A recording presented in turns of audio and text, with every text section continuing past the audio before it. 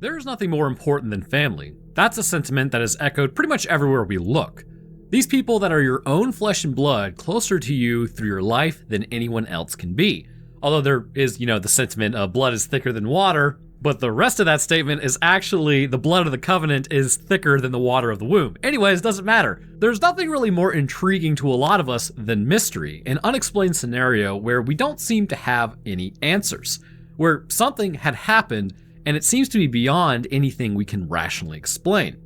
So what happens when these two ideas combine? When an entire family unit seems to up and vanish into thin air with very little explanation. Today we're heading back to the ancient era of 2009 to see exactly how this played out for one family, and to see if there are any clues left behind that we are able to make sense of. The Jameson family was made up of Bobby and Sherry Lynn, both in their 40s, and their 6-year-old daughter Madison. Rounding out their family unit was a dog called Maisie.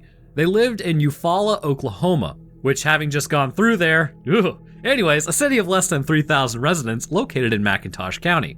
I'm just kidding, Oklahoma, it's not that bad out there. In 2009, they were headed out to look at a new property that they were thinking of buying, a multiple acre area of land located just under 50 kilometers from their hometown. Apparently, they had planned on living in their storage unit somewhere on this land once they purchased it.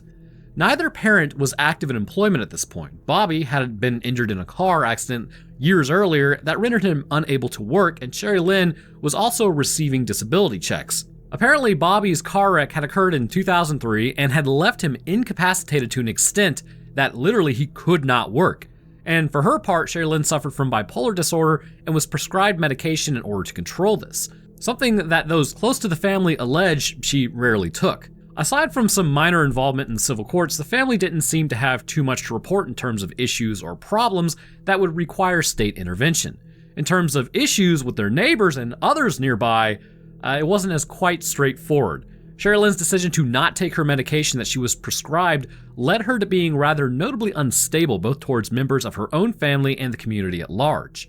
The new area of land that they were looking to purchase would have suited their needs in a lot of ways, such as no neighbors. But the Jamesons were without the funds to build a house on it. Instead, they were going to live in a storage container that they already owned and was currently situated on their property. But according to reports, the locals were not too fond of the idea, which led Sherry Lynn to take some very sensible and in no way worrying steps, basically scrawling across the side messages in paint, such delights as, "The neighbors have poisoned our cats," and the hotly anticipated follow-up, "Witches don't like when you kill their cats." Okay then. Anyhow, their actions, I'm sure as we can all agree, and basically it sounds like a pretty stable adult. But she was not wrong in all of her outbursts. There was an incident prior to the disappearance where a man employed to do some work around the home decided to take issue with Sherry Lynn's mixed heritage. She responded a little strongly by opening fire on this man, to no injuries that were reported. After the family went out there to look around and kind of survey the land a little bit, the time when the Jamesons should have returned home from their meeting came and went without any sign of them, and it wasn't long before authorities were alerted. With nothing more to go on than just a vague idea of where they were headed and what their plan had allegedly been, the Jameson family, being out of contact and unfounded, was logged by the local authorities, but not treated as anything more sinister or significant than that. Because, people just tend to go missing all the time. Actually, it's a reality. People do go missing all the time, but entire families going missing, it's a little more weird. But this is at least initially. There isn't any record of instant action or a search party going out. After all, the Jamesons did keep to themselves mainly. They were headed off on a family trip to view a new property. Who was to say at this point that they hadn't just taken an extra day or two, or maybe just set up camp out there? When their 6-year-old youngling didn't show up to their appointed kindergarten class, this probably should have actually alerted authorities, but she had been pulled out of it recently, and as we will basically come to expect, her parents were in the process of pursuing a lawsuit against the local school district. To add to the growing list of evidence that Sherry Lynn was behaving a little erratically, she had unfortunately attempted to take her own life previously and then lost custody of a youngling from a previous relationship over it. Her son Colton, who opted to stay with his father, describing his mother as very depressed and stating that she often acted strangely. As the days passed, eventually their truck was located in the woods not long after they were last seen, but far from clearing up any questions. In fact, it only added to the mystery of what happened to this family. The first discovery of note was that the family dog Maisie was still alive in the back seat, malnourished yet unharmed otherwise. The second was that the truck was found securely locked with no signs of forced entry. In addition, there were a number of items left in it that kind of raised a few eyebrows. The first is that there was a substantial amount of money in cash, more than $30,000 within the truck.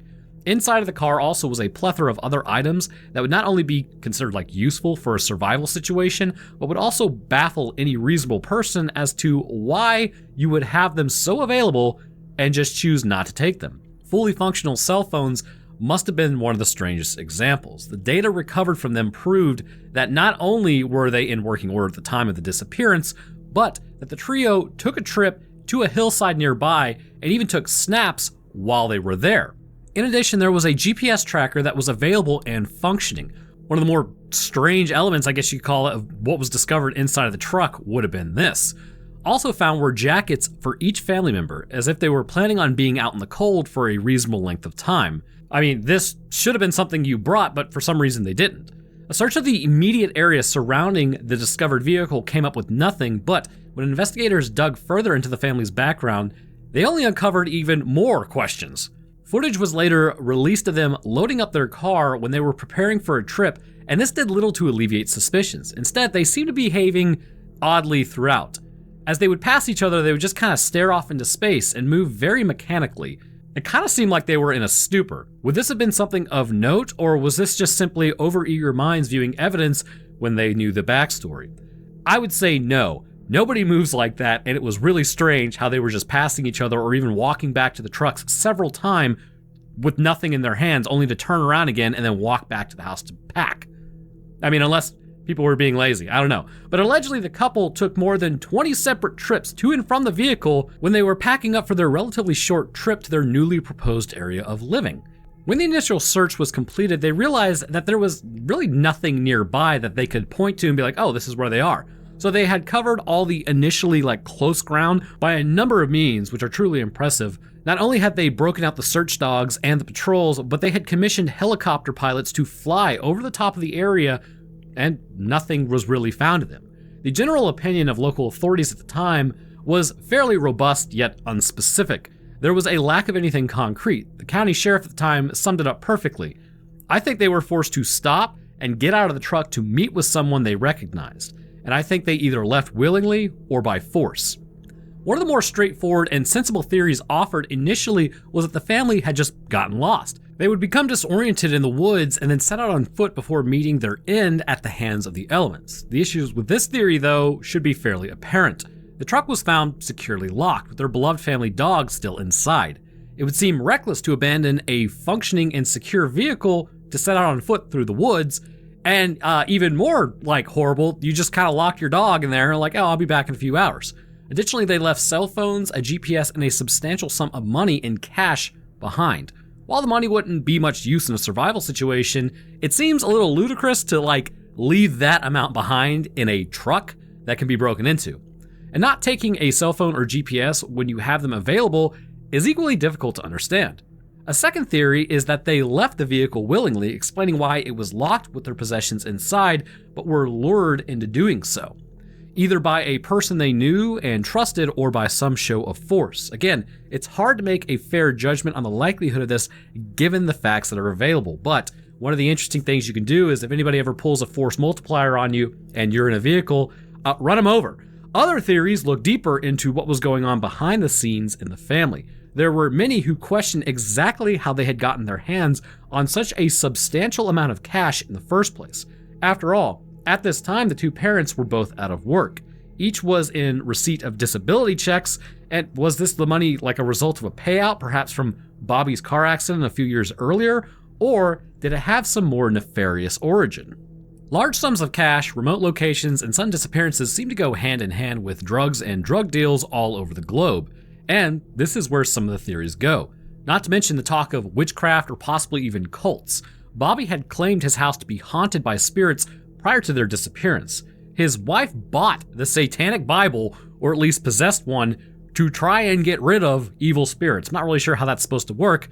I'm pretty sure it's sort of like light and dark. I don't think dark cancels out dark. Anyways, there were hints of occult behavior and interest from those that knew the family. A friend of the Jamesons gave the following quote when asked about their opinion on whether or not their house was in fact haunted. But in all seriousness, the house was haunted. I don't want to sound crazy, but when I went there, I felt a horrible presence, and I would leave feeling so down and depressed. Bobby's father was another avenue that a lot of theories decided to focus on. They had tried to sue him both for money. Bobby claimed to have worked unpaid for him and then again to get a restraining order. In court documents, the family listed off their many concerns about Bobby's father. This included involvement in gangs and being concerned with dealing or the manufacturing of meth. Given that the suit was dismissed, it's hard to really know how much weight to give to these types of accusations. And others still believed it could have been a case of murder-suicide based off an 11-page letter found written from the wife to the husband that essentially detailed all of her misgivings about him and their life. When combined with her noted instability and shaky mental health, could she have simply been pushed over the edge? While it is possible, there are still some pieces of the puzzle that don't exactly fit. Why would you take a 5-figure sum of cash with you if you were just intent on ending your lives and everyone else there? And what sort of mentally warped mind would take out their 6-year-old daughter because they had not been happy with their spouse, while also leaving the dog in the car presumably just to meet its end by starving? Some observers thought that maybe the Jamesons were actually involved in some fairly high-level crime or might have had some knowledge about something of that nature. And based on that superstition, the three of them had actually disappeared into the witness protection scheme. Possible? Yes, maybe. Likely? Not so much. While the members of the witness protection scheme are not going to be disclosed to the public, surely it would have been a smoother and less suspicious extraction if this was the case. The case of the family's disappearance was noticeable and notorious enough to literally warrant coverage on an episode of Investigation Discovery, where they managed to relay all the facts mentioned above but stopped short of offering their own opinion as to what truly could have happened to this family. As it happens, the mystery would just continue to grow from there. It would be 2013 before any new solid evidence would emerge, and once again, it would be local hunters in the area that stumbled across this find. It's always hunters because they're always where nobody else is. It would be the remains of 2 adults and a youngling of ages that would match up to the Jamesons. More than 4 years after the pickup truck was found, 3 bodies were discovered less than 5 kilometers from the same location. Testament, if nothing else, to how difficult the conditions and the locale were nearby. Because of the ages and conditions of the skeletal remains, the authorities were unwilling to formally assign them to the missing family. It would seem unbelievable that there would be skeletons of 2 adults and 1 youngling found right near the area where the family had gone missing and then not be them. But medical autopsies rarely run on what is just the most likely outcome. However, by the end of the next year in 2014, the medical examiner was suitably satisfied to state that he believed these were the remains that was left over by the Jameson family. Due to the age of the bodies and the severe decomposition and what they had gone through, they had to utilize forensic pathology and anthropological testing in order to verify the findings. As with almost everything else, however, it seemed to answer none of the burning questions that many had, while only adding even more issues.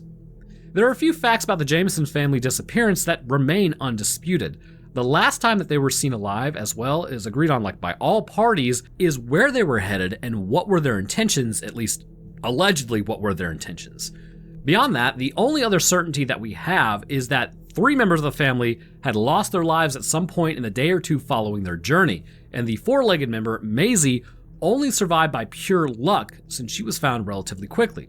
Everything beyond that is still a complete mystery. Were they actually involved in something more sinister when they headed out to the remote location? The main problem with this is that any other theory involving drugs or involving criminal gangs seems to fall very early over just a basic hurdle. What sort of person would bring their spouse, their 6-year-old, and the family dog to engage in any sort of drug deal, especially one that required a substantial amount of cash?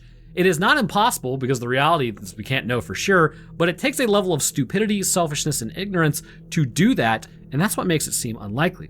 However, one of the things to note is one of the pictures that was found of the offspring. Some say they look like they're distressed, and some say they look like they're about to laugh, but it's really hard to tell.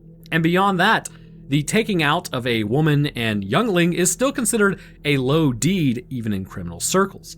Someone would have had to have done a lot of wrong when the most hardened criminal is going to just take their life of like a 6-year-old offspring in cold blood. But then again, maybe we're giving like the criminal elements in our society a bit more credit than they really do, but it just kind of seems unlikely. So the murder and self-ending theory is another one that stands up at least to initial scrutiny, and I have to say that, otherwise YouTube will demonetize this video and then ask me, oh, are you planning on like doing away with yourself? Because if you are, here, this video is now demonetized and you can call this number for help. It's really stupid. It's like, hey, maybe monetizing this would be better than demonetizing it. Anyways, it seems as though Sherry Lynn was at least unhappy, at least in some respects, unhappy about like the aspect of a shared life, that she was compelled to write an 11-page letter that explained all of her complaints in detail.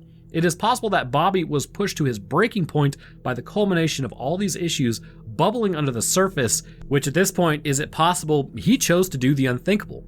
Once again, it's left open to interpretation to a certain extent, but there is a callousness and a cruelty required to commit such an act to make it hard to understand to most sane people. Now, one of the things that is interesting to note about specifically fathers is it's really kind of messed up, but with men who have families, if they choose to take themselves out, generally they will think, well, my family won't be able to go on without me successfully, so I'm going to do them a favor and take them out and then take myself out. Is that logical thinking? Absolutely not, but just know with males sometimes that is the case. But along with that, there is no doubt it has been proved repeatedly over the years of criminal history that people can fall out of love with their partners and commit the ultimate betrayal in the heat of the moment. There are fewer, but still some that commit the act in cold blood. And there are even fewer, thankfully, that have the total disconnection from their humanity to take the life of their own offspring. But the question is, if you want to believe that this was a case of murder and taking yourself out, was Bobby Jameson capable of it? Was he able to arrange a meeting in a remote location under the guise of buying some more land and securing a new place to live, all while plotting to take out his family and himself? Why did he bring so much cash with him then? And if it was just for appearance's sake? And even if you have reached the lowest point in your sanity with at least regard for like your morals and decency and the very basic human like love that you ought to have by default for your own family, why did he bring the dog? Why did he lock it in the car knowing her chances of survival would be slim? Or is it possible that Sherry Lynn was the least stable in the relationship? Was she the one that was causing the majority of the hassle and bringing most of the heat? If we look back at her to see like her reluctance to take her prescribed medication, her losing of a youngling in a custody battle, and her general instability. A woman who graffitied paint all over her storage units, referring to dead cats, real or otherwise, was she capable of the most extreme crime that can be imagined? Those close to her pointed out that she never mentioned the prospect of buying new land to relocate to and into the lead up of her disappearance. Is there a chance that she was kept in the dark when it came to whatever Bobby was planning? This seems like a weak point to make, but even those that walk among us capable of the ultimate crime of family annihilation still have a soft spot for their family pets. Just because life and all of its twists and turns have robbed you of your faith in your fellow human beings doesn't mean that you need to take it out on a supposedly beloved animal. And this leaves us with many other viable options. They talk about occult involvement and even the influence of a as yet unnamed cult in the entire affair. It kind of seemed fairly far-fetched in the cold light of day. Perhaps the ongoing bad blood between the family and Bobby's father was the cause of this incident. But once again, if there's any credible evidence that this man was a serious threat to the health and safety of the Jamesons family, then you would imagine that the courts would have looked more favorably on the submissions that Bobby had made. They decided not to grant the restraining order against him, a decision that would be completely impossible to justify if there was even a sniff of criminal wrongdoing or evidence-backed dangerous dealing by Bob Sr. Associating with criminal gangs and being involved in taking or making of meth are not the sort of activities that tend to go under the radar of local law enforcement, especially methamphetamines. Those are not good for you. Don't even do that stuff once. We can't know for sure from the evidence that remains whether Bob was in fact a dangerous man who exploited his son for free labor or tried to take him out in a rogue incident of vehicular manslaughter, or if this was just another falsehood perpetuated by Bobby and his ongoing feud with his family. As much as it feels like a cop-out at this point, the same mantra is what suits most here. The evidence, the information, and the hard facts are spelled out clear as day for us. Not one of the proposed theories or supposed actions really seems to suit the situation 100%. Like, for instance, there was a hole found in the skull of the offspring, right? And they don't really know what caused it, but if it were them trying to take themselves out, if you take yourself out, how are you going to get rid of the thing that you took yourself out with? It should be near you. But the fact is, they never found that near anyone. They don't really know what caused it. It's like they just laid down, which, by the way, all three of them were laying next to each other in kind of like a ritualistic way, as opposed to just like, oh, I took out these two and I'm gonna take out myself. It just doesn't make sense how they were placed like they were.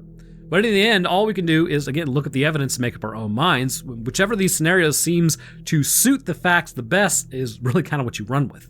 The reality is the truth of what happened that night and what caused it in the days, weeks, months, or even years leading up to it are probably not going to be known for sure. All that's left is the mystery, for sure. But a very human tragedy, whichever way you cut it.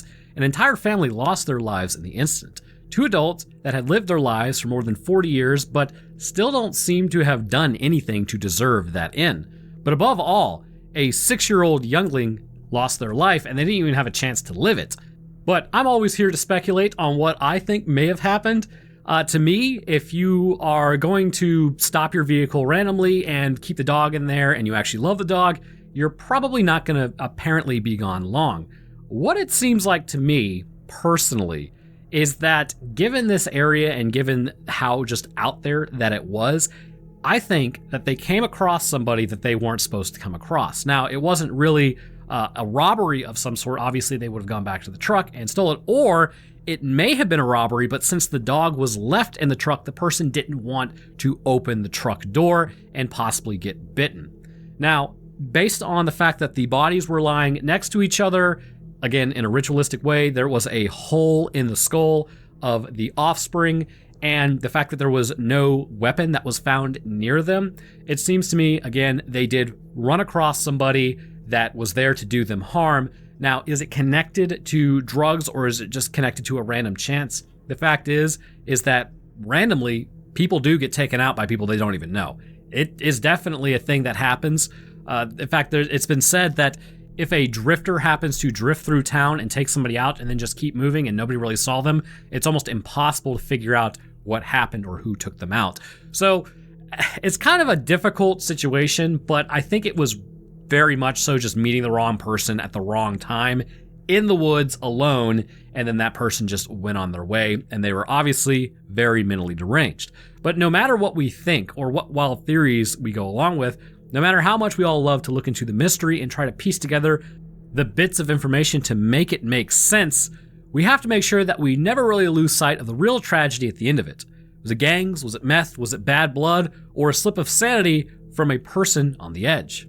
Really, it's up to you to decide. But anyhow, I want to thank you guys for watching. If you enjoy, then leaving a like is fantastic, and subscribing is a great way to stay up to date on when I post. What I'm thinking about doing for the Patreon tier, and let me know if you guys would like me to do this, is maybe posting the videos earlier over there, and then posting them eventually on YouTube as well. I need to really figure out a better way to kind of like structure, or at least give like rewards for my Patreon tier. In fact, I'm also in talks of merch. So maybe, I don't know, like at the eyewitness to the event or literal Wendigo tier, we'll have something like shirts. But speaking of patrons, I would like to thank mine real quick. At the literal Wendigo tier, we have Grayson West. Thank you, sir. And then to the eyewitness to the event tier, we have Mushroom Dance. First-hand accounts tier, Beaver Malaga, and second-hand accounts are Kanan Johnson, Justice Davis, and Troy. And to the rest of my patrons, I thank you guys as well. Your help goes a long way towards keeping this channel running, and is greatly appreciated. But all right, that's going to do it for me. I hope everyone enjoyed. If you have a suggestion, let me know down in the comments, and I'll see y'all in the next one.